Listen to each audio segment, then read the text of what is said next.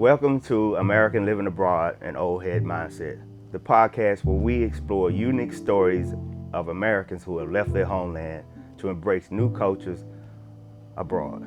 But today is going to be my story, and with the help of my partner in crime, my son, we're going to go over my journey through life all the way to how I came to Australia.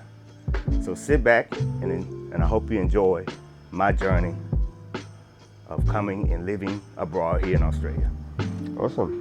Well, of course, my name is Malik, and I've heard many stories here and there throughout the years of what you've told me about why you came to Australia, stories about, what life is like up in Exmouth. For those who don't know, my dad stayed in a place called Exmouth, which is on the west of Australia, on the top along the coast. It's quite far from Perth, which is where we are. It's very rural, outback.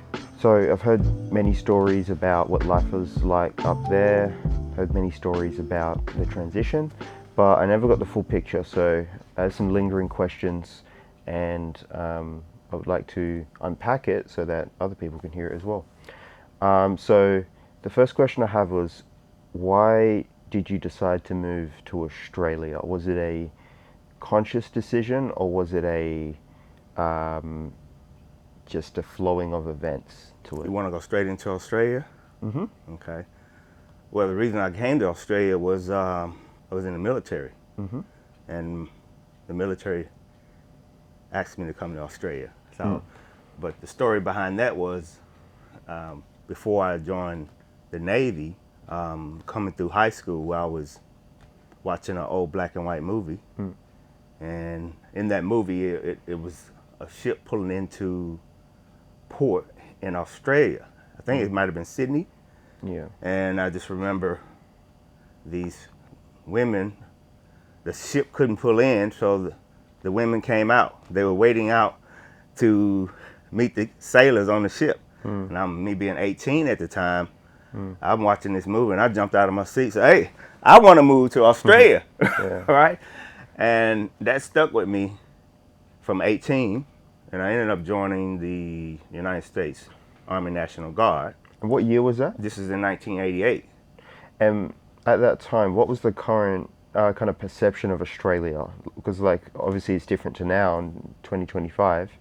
So, yeah, what was the perception of Australia? Was it still like outback kangaroos, Yeah. Crocodile Dundee?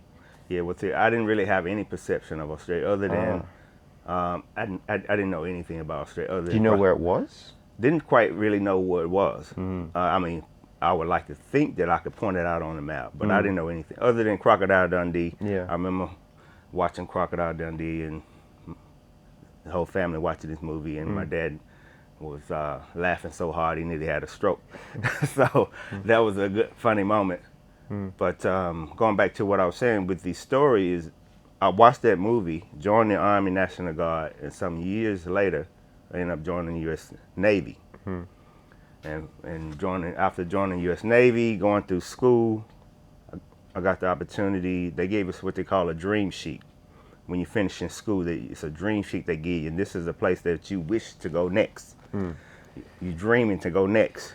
And first on my list was Australia. So I had a big recall of that movie, and so I want to go to Australia. First on the list, Australia, Bahamas, Virgin Islands. I didn't want to go on any ship because my recruiter who signed me up had been in the Navy for 7 years. He had never went on a ship, and that was my mission. Yeah. I wanted to join the Navy, but I What didn't want to go on a deterred you ship. from being on a ship? Just like... When you join, you start to hear the real stories of, when you go out to sea, they treat the new sailors a bit harsh. They put you through this indoctrination. greenhorns, they call them. It's another term they call it. I can't quite remember, masking or something. But so it didn't really set a good impression on me. Yeah. That was one part of it, and also you can be out to sea for 9 months out of the year, or and I also had in the back of my mind, what about family if you have to see that long? So it didn't really sit well with me. So if I couldn't go on a ship If I could avoid that, then that's what I was doing. But I was mostly focused on getting to Australia because of what I saw in that movie. Yeah. So Yeah. when I on my way to coming to Australia, I didn't have a clue about Australia. I knew it had kangaroos. Everybody know that. I knew Crocodile Dundee. But I have to say I don't know much more. I didn't know much more about Australia. But once I got here, it was on from the start. Yeah. And you said before that it reminded you, Perth a little bit in particular, reminded you of where you were from a bit, like that the same pace. Perth itself, well, I did, Exmouth was Or maybe Exmouth. Exmouth and Perth. Oh, Perth is like a small country town back then. It's like a small country town. I'm from a small country town in Mississippi there, and so Perth was right down my alley for the laid back, last to get anything. I was used to all of that, and so was Exmouth. Exmouth was a dot in the country that most Australians didn't even know exists. It's a place of it's a great place. One of my favorite places in the world is Exmouth. Yeah. And I've been to a lot of different places. And the reason why is this: you get a chance to really, when you're in a small place, you get a chance to really get to study yourself. Yeah. Keep Yeah. things simple. Yeah, my partner at the moment, she's up in a place called Cygnet Bay, it's really far near Karratha. And something she told me that what's set up there is that a lot of people confront, like when you're in these isolated places, you're forced to kind of confront yourself. And she said that for some people that can be like not like a confronting, not a good experience, you know. Yeah, definitely. But for of course other people, it's a very therapeutic and Yeah. important experience. It's spiritual. Yeah. If you allow yourself to, it's all about perspective, and perception. So what I found when I was there, a lot of the people from the big cities didn't particularly like Exmouth because there's no civilization there, no McDonald's, there's no fast food, Yeah. there's no shops. Just so people are aware in perspective, Perth City in Australia, in Western Australia, is the most isolated city in the world. And then so if you're rural or urban, no, sorry, not urban, like say in the outback region of Perth, you're in one of the most isolated places in the world, because the closest city is the most isolated city in the world. So it's like a double layer of isolation. So it's quite unique. See, my personality, I love that. I love being unique. I love the uniqueness of life, the challenges of life. When you say the most isolated city in the world, that resonates with me. Yeah. So when I was in Exmouth, I was one of the last sailors to leave Exmouth because we closed the base down in '93, and I stayed back as a caretaker. And so every weekend I was putting people on a bus, taking them out to the airport, and saying, "See you later. Have a good life." And I loved it. And it got down to I think at one time we had over 400 people on the base, and it got down to 12. Yeah. And so I was the last of the 12, and I was the last enlisted, being a third-class petty officer. What is it that you think, like, I know you said you like the isolation and like the unique nature, but if you go into it a little bit deeper, what is it about it that you think you're drawn to? It's everything about what old heads is about. Self-awareness, self-discovery, self-development. It allows, when you're in isolation, you only have yourself to think about. So you can say, well, it's kind of a selfish way of looking at it, but there's nothing wrong with being selfish when it comes to building your armor to life. And when I was 18 or going into my 20s, I had the mentality of, you can put me anywhere in the world, I'm gonna be okay. I'm gonna survive. Can you remember anything any kind of lessons you learned or realizations you learned up there, or anything that you reflected on? Yeah, because I spent my life studying and looking and learning. So you can learn a lot in life from watching others. You can learn a lot in life from making your own mistake. So I paid attention to how things affected me. So when you prepare for things, it doesn't affect you like it does someone who's not prepared for, who haven't put the work in. So being in X Mile, you got nothing but yourself. You go to work, you come home, and it's no distraction. It's no distraction from family. It's no distraction from the environment, the people in the world, politics, and all of the above. It's no distraction. So you basically at your own, you just in your own world. Why it's interesting is because you're a you've got four other siblings, and then of course your mother and father in a house. It's 7 people.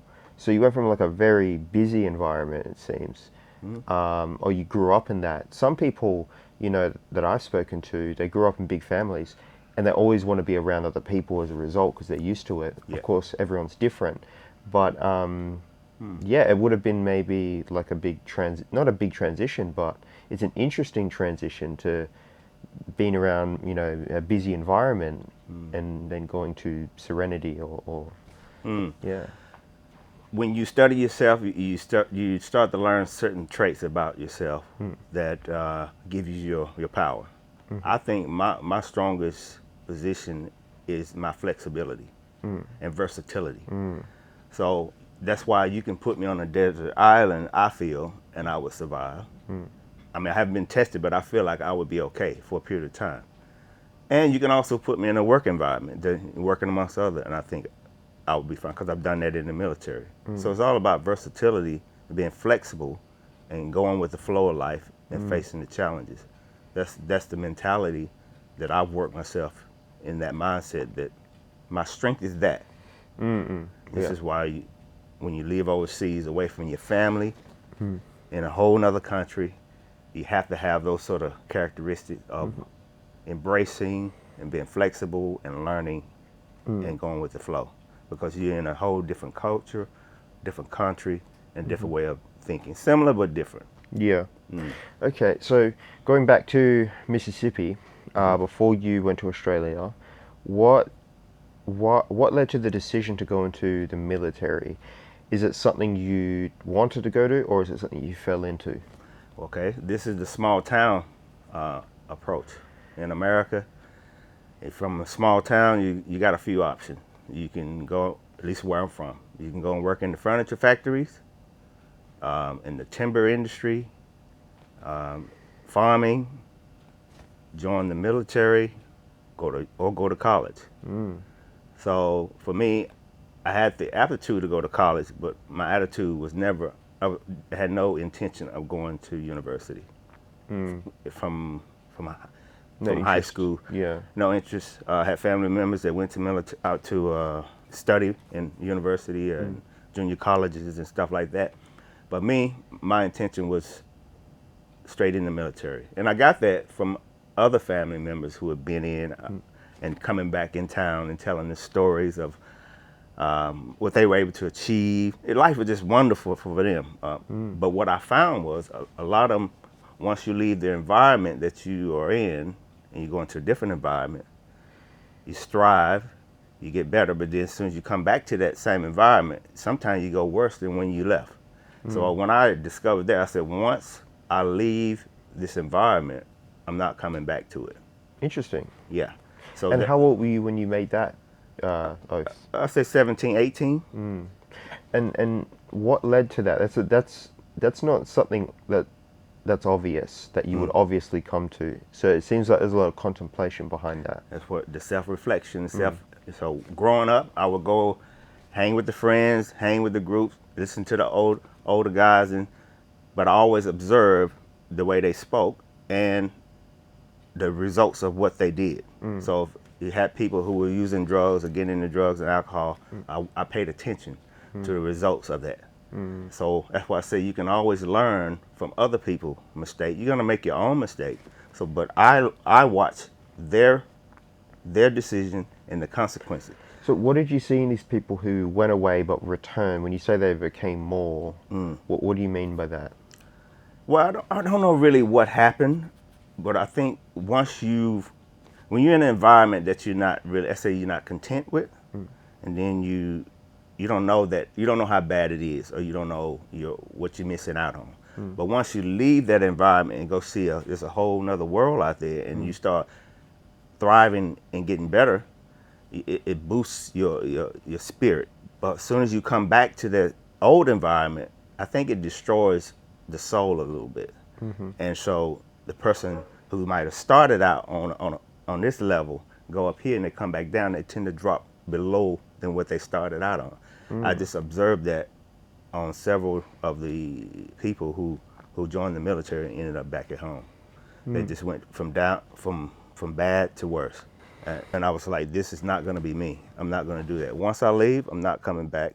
But I had no idea that I was going to be going so far away from home to come all the way to Australia. It reminds me a bit of when people like get a job in like a big business or something, and they might go into that hierarchy and then reach the top, but then when they go back to their family, there's different social hierarchy, different dynamic, and it's almost like two different worlds or two different selves. It's very interesting that you made that connection. I never would have. I think it's different experiences. So if you hadn't have gone into the army, what position do you think you kind of would have went into? University? It's a tough question, but... Well, I could have made it in the university because I had the aptitude. What do you think you'd study? I have no idea, because this is the thing. When you're 18, you don't really know what you want to do in life. And in fact, we had a podcast on that, university versus trade. Now I'm a tradesman.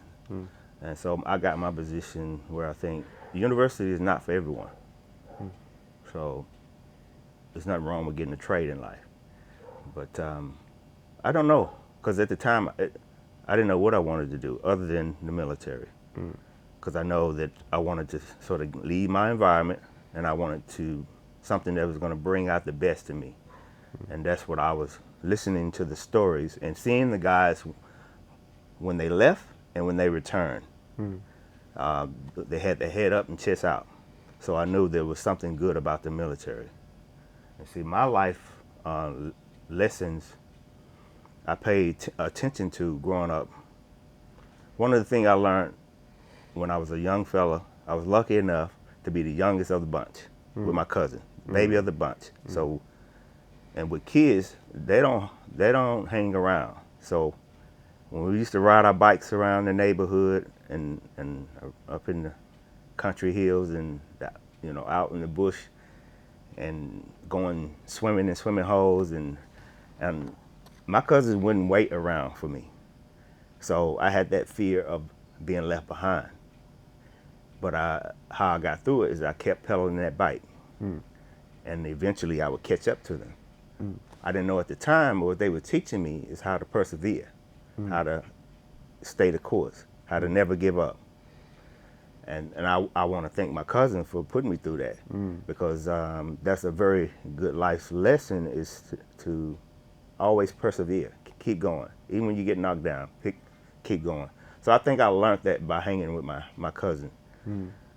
One of the other things I learned is with hard work. When I was in my teenage year, we used to go out and work in the field, chop cotton.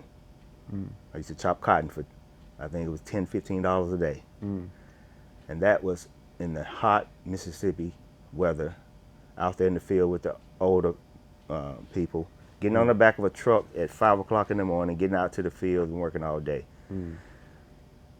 That was tough. But I learned the lesson of work. If it's gonna be hard, then you do it hard.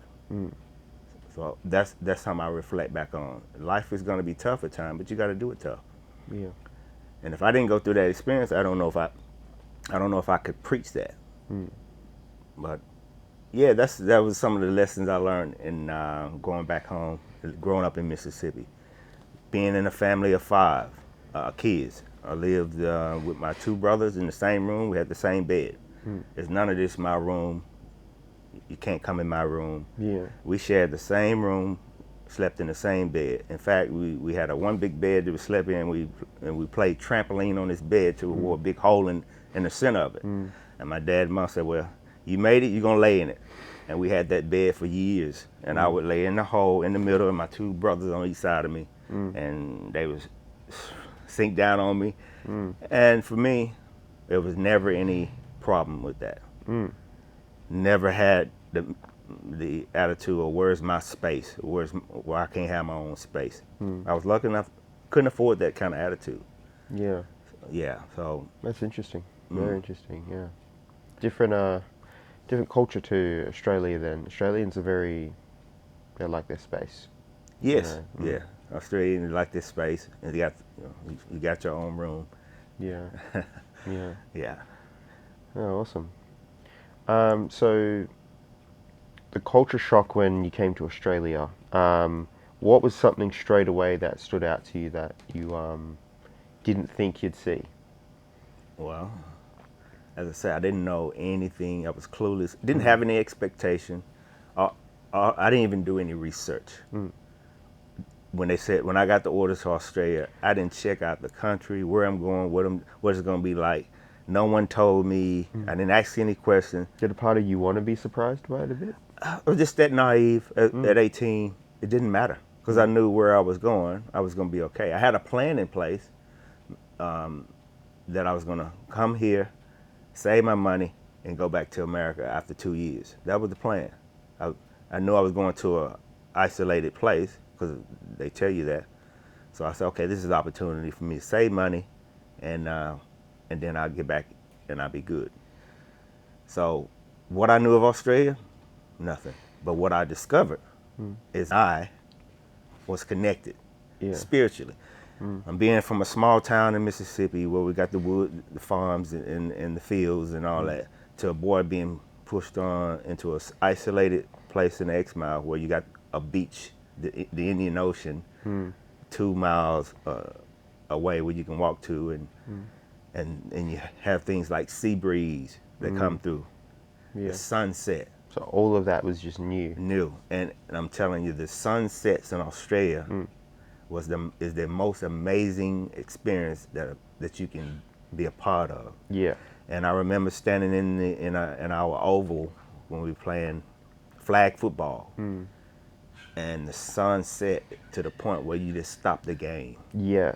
It's funny. Just look at this sunset. It's just an amazing place. Yeah.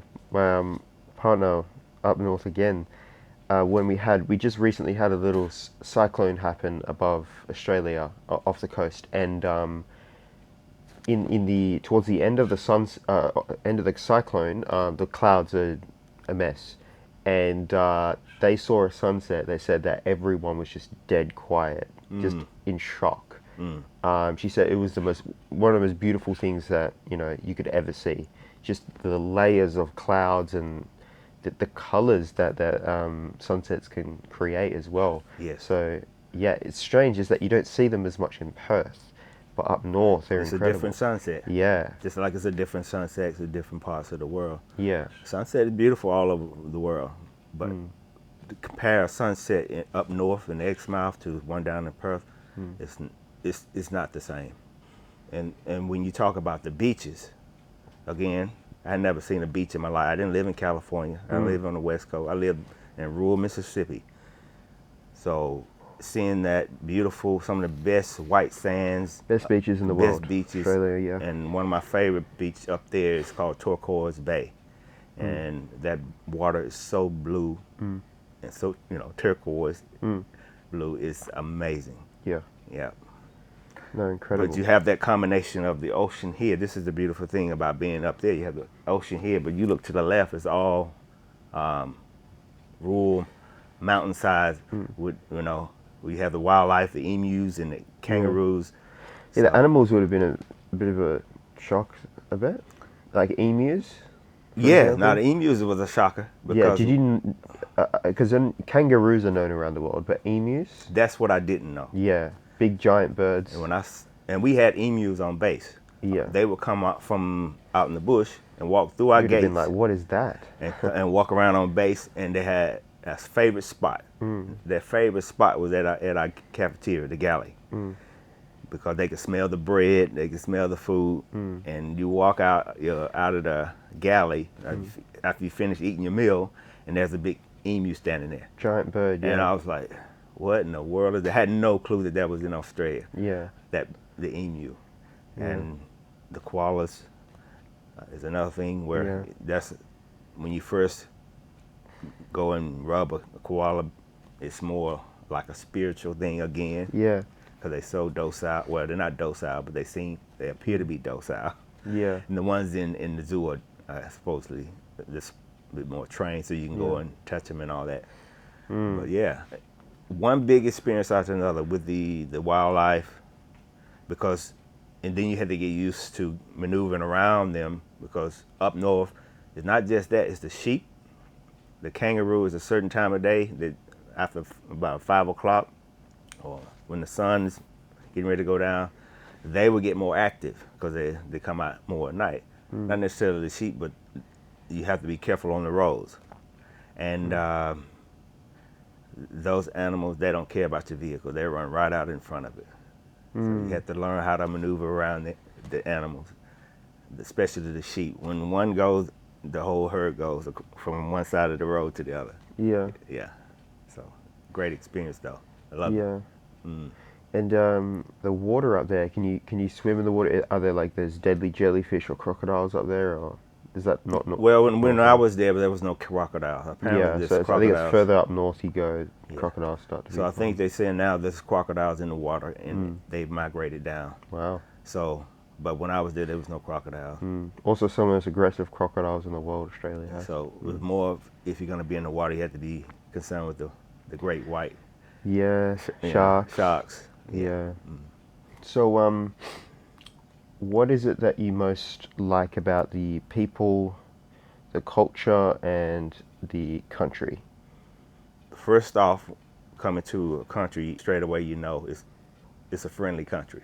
I got that early on, like day one. So it's the people for me that really makes the country. Then the culture creates the environment that you live in within the country. So number one is the people. I love the culture, and the country is fantastic because of the people. When I first came here, the crime was the evening news with someone who robbed a petrol station, gas station, with a screwdriver. And I thought that was quite funny, Yeah. but that was the evening news. So people had a really free living, outdoor, active, involving each other kind of spirit. That's what I love about Australia. And then you have the adventures. Australians like to get out and go and move and experience life. So I like to say that Australians know how to live. Take your family on trips, get out and walk, run, enjoy, and just be out and about. Yeah. And that's what I've inherited. I love to travel and go and do things and enjoy life. So I think Australia has taught me that. It's also taught me how to look after finances better, because the government talks about that, looking after your future. And where I come from, we don't really get educated on looking after your future, setting yourself up in life. That's a personal decision, but you're not really getting any advice from the people in charge. So that's what I love about Australia. It's inclusive. It looks out for one another, and they like to stay humble. So that's Australia to me. And then you talk about my experience, my own personal experience. So I've been to all corners of this country. There's one state I haven't gone to yet, and that's Adelaide. But Sydney, Melbourne, Northern Territory, Uluru, Wheat Belt, coastal town in the south, up north, Exmouth. I've been able to travel it on my own at times, and just having that on your own time, you get to really just slow down and look at the environment that you're in. You can be driving for 6-7 hours and it's nothing but outback, but it gives you time to reflect and really take in the spirit of the country. That's what I love about Australia, and that's been my journey. Yeah. What was your first impression of the people when you came here? Well, like the people has always been friendly to me. I've never had any conflict ever.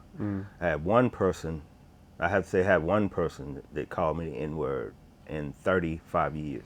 And she was, I think she was from another country. I won't say what country, but she was from another country. Yeah. And I've never had any conflict. You know, you have your challenges, personal challenges. What I did discover when I moved to Perth trying to get a job, that's when I realized it was who you knew. It wasn't what you knew. Yeah. So we have that issue of getting a job. You need to know someone. Yeah. I don't know if it's like that today, but it was like that. Even more so. Yeah. So that was a challenge. But the people is what make this country great. Yeah. Fantastic. And what about the culture shock with food? Yeah, with the food challenge, my first experience with the food was up north in Exmouth. I went out in town and I walked into a deli and I ordered a milkshake. Yeah. Right?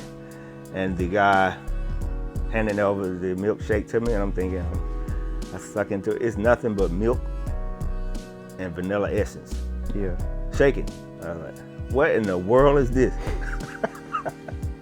So I wanted to hand it back to him. That was a shocker. So yeah.